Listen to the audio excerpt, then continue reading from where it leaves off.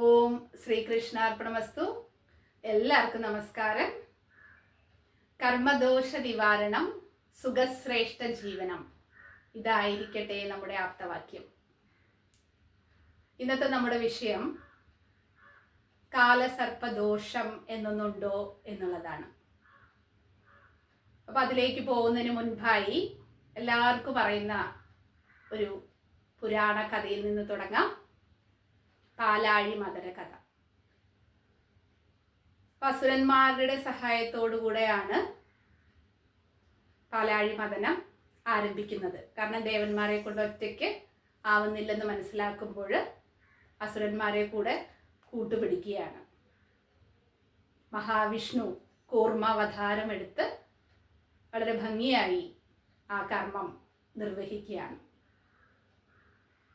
അങ്ങനെ എല്ലാവർക്കും സന്തോഷകരമായിട്ടുള്ള പല സമ്പത്തും അതിൽ നിന്ന് ഉയർന്നു വരുന്നു. അതോടൊപ്പം തന്നെ അമൃതകുംഭവും എത്തി. അപ്പൊ എന്ത് സംഭവിക്കുകയാണ്? ഈ അമൃത് കഴിച്ചാല്, അസുരന്മാർ അമൃത് കഴിച്ചാലുള്ള അവസ്ഥ ഭയാനകമാണ് അല്ലേ? അപ്പൊ മഹാവിഷ്ണുവിന് തോന്നാണ് ദേവന്മാർക്ക് മാത്രം ഇത് വീതിച്ചു കൊടുക്കാമെന്ന്. അങ്ങനെ മോഹിനി രൂപം കൊള്ളുകയാണ്. പിന്നെ സൂത്രത്തിൽ എന്ത് ചെയ്യാണ്? രണ്ടുപേരെയും രണ്ട് നിരയിലായിട്ട് ഇരുത്തി അമൃത് വിളമ്പാമെന്ന് പറയാണ്. ഇപ്പം എല്ലാവരും എന്ത് ചെയ്യണം? അതിനു മുൻപ് ധ്യാനത്തിലിരിക്കണം അല്ലേ? നല്ല ജപത്തിലിരിക്കണം. അപ്പോഴാണ് ഈ അമൃതിൻ്റെ ഗുണം കംപ്ലീറ്റ് ആയിട്ട് ലഭിക്കുക എന്നൊക്കെ പറയാണ്. അപ്പം അതിന് പ്രകാരം ദേവന്മാരുടെ ഒരു നിരയുണ്ട്, ഓപ്പോസിറ്റായിട്ട് അസുരന്മാരുടെ നിരയുണ്ട്. എല്ലാവരും കണ്ണടച്ചിരിക്കുകയാണ്. അങ്ങനെ അപ്പോൾ മോഹിനി എന്ത് ചെയ്യുന്നു? ഒരറ്റം തൊട്ട് വിളമ്പുകയാണ്. പക്ഷെ മഹാവിഷ്ണുവിന് അറിയാം ആർക്കാണ് എത്തിക്കേണ്ടത് എന്നുള്ളത്. അതുകൊണ്ട് തന്നെ ദേവന്മാർക്ക് മാത്രം വിളമ്പിക്കൊണ്ടിരിക്കുകയാണ്.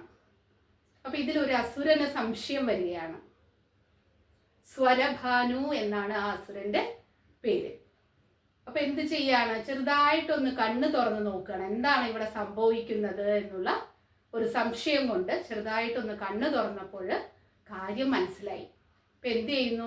വേഗം ഒരു ദേവരൂപം കൊണ്ട് ഓപ്പോസിറ്റ് ആയിട്ടുള്ള ആ ദേവന്മാരുടെ നിരയിൽ ഇരിക്കുകയാണ്. അപ്പം എന്ത് ചെയ്യുന്നു?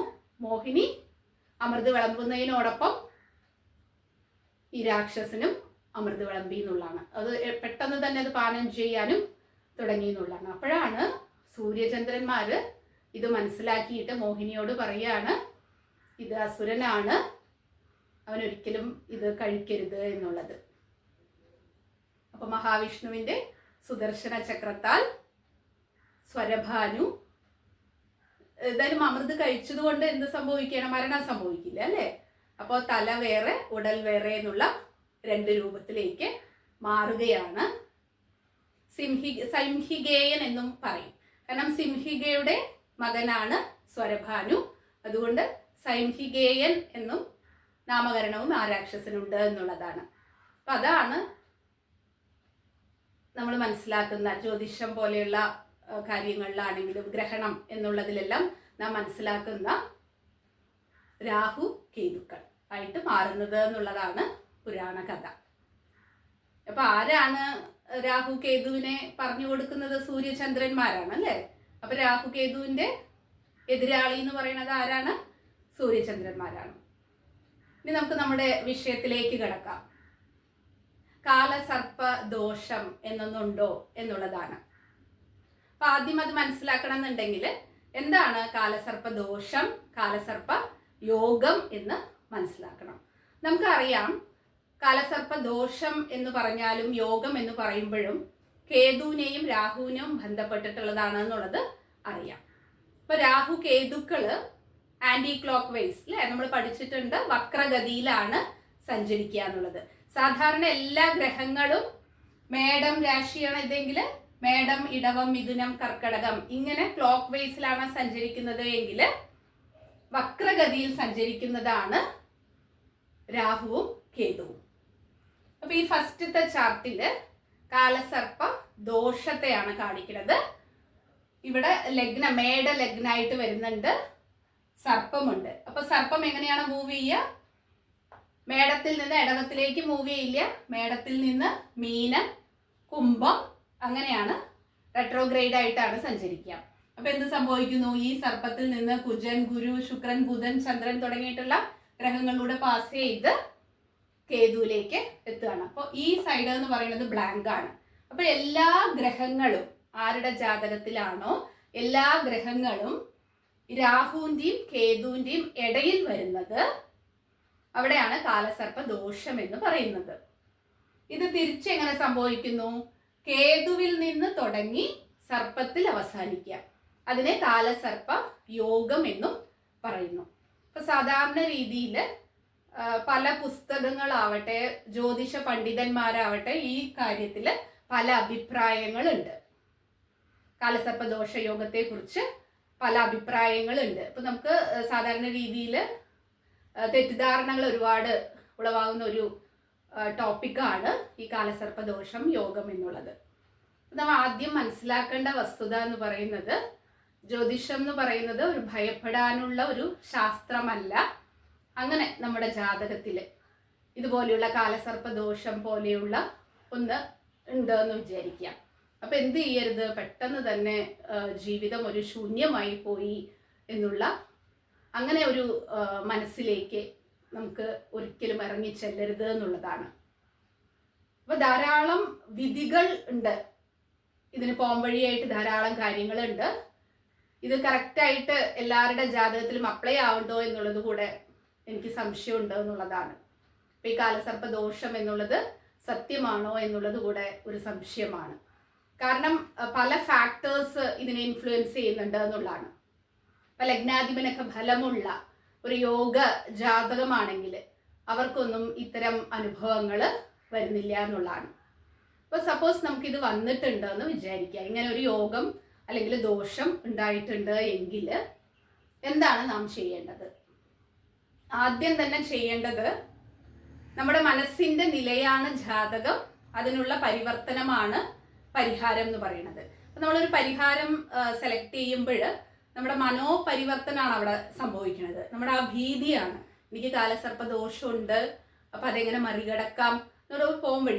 ഇത്തരം കാര്യങ്ങളിലൂടെയാണ്, നമ്മൾ ക്ഷേത്ര ആരാധനയിലൂടെ നമുക്ക് മുന്നേറാനായിട്ട് സാധിക്കുന്നതും ഫലപ്രാപ്തി എന്ന് പറയുന്നതും നമ്മുടെ മനസ്സിനുണ്ടാവുന്ന ആ ഭയത്തെ മാറ്റാനായിട്ട് സാധിക്കുമെന്നുള്ളതാണ്.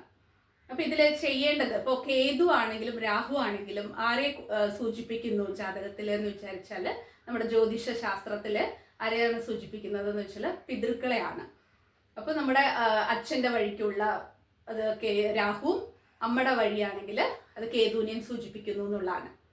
അപ്പൊ ഒരു ജാതകത്തിൽ ഈ ഒരു ബന്ധം വന്നിട്ടുണ്ട്, ഇവിടെയാണ് വലിയ പ്രശ്നം, ഈ കാലസർപ്പ ദോഷം പോലെയുള്ള ഒന്നുണ്ട് എങ്കിൽ നമ്മൾ എന്താണ് ചെയ്യേണ്ടത് എന്ന് വെച്ചാൽ, ആ പൂർവീകമായിട്ട് അവർ ചെയ്തിട്ടുള്ള എന്തോ ഒരു തെറ്റിന്റെ അനന്തരഫലം നമ്മൾ അനുഭവിക്കേണ്ടി വരിക എന്നുള്ളതാണ്.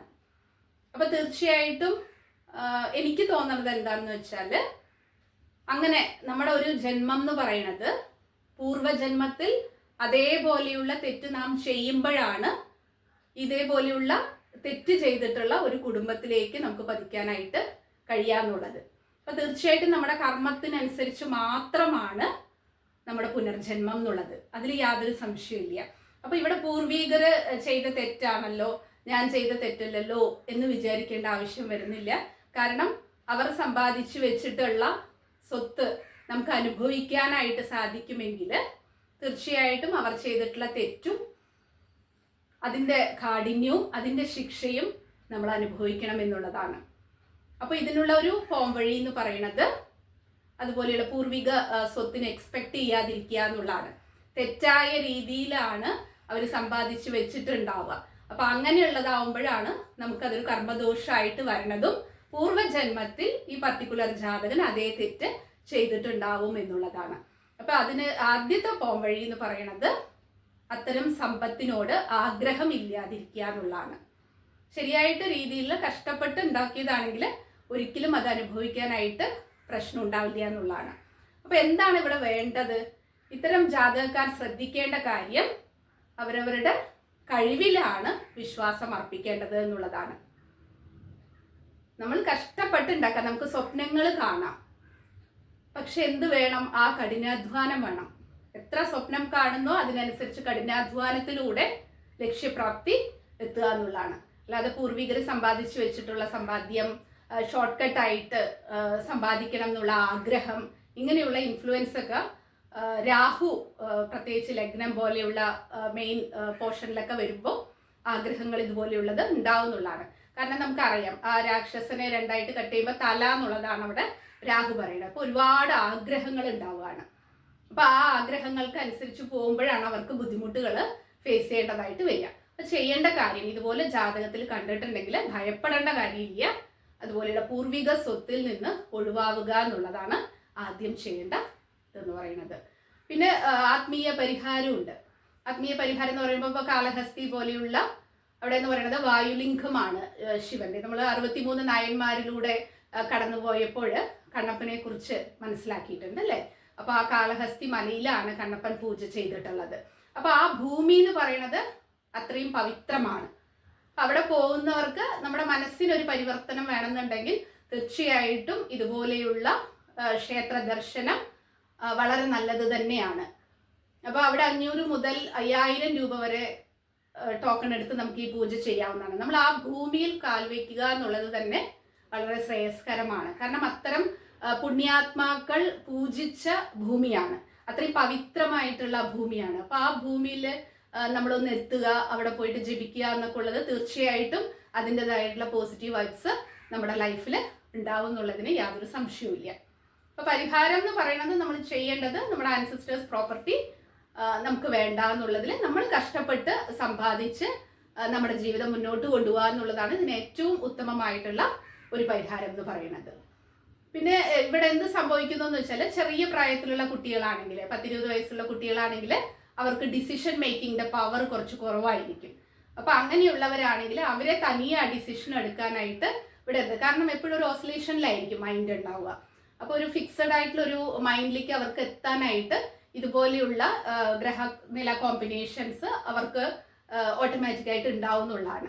അപ്പോൾ അങ്ങനെ വരുമ്പോൾ അവർ ഡിസിഷൻ എടുക്കാൻ സമ്മതിക്കാതെ പാരൻസ് കറക്റ്റായിട്ടുള്ളൊരു മാർഗനിർദ്ദേശം അവർക്ക് കൊടുക്കുക എന്നുള്ളതാണ്. അപ്പോൾ അതുപോലെ ഗവൺമെൻറ് ജോലിയൊക്കെ വേണം എന്നൊക്കെ പറഞ്ഞിട്ടിരിക്കും 40 വയസ്സ് വരെയോളം എക്സാം ഒക്കെ എഴുതിക്കൊണ്ട് അല്ലേ. അപ്പം ഇങ്ങനെയുള്ളൊരു ജാതകം കാണുമ്പോൾ തീർച്ചയായിട്ടും അത്തരം ഒരു കോംപ്ലിക്കേഷൻസിലേക്ക് പോവാതെ, ഗവൺമെൻറ് ജോലി എന്നുള്ളത് എല്ലാവരുടെയും സ്വപ്നമായിരിക്കാം, എങ്കിലും ഒരു ജോലി ചെയ്തിട്ട് ഇതിനുള്ള ശ്രമവും നടത്തുക.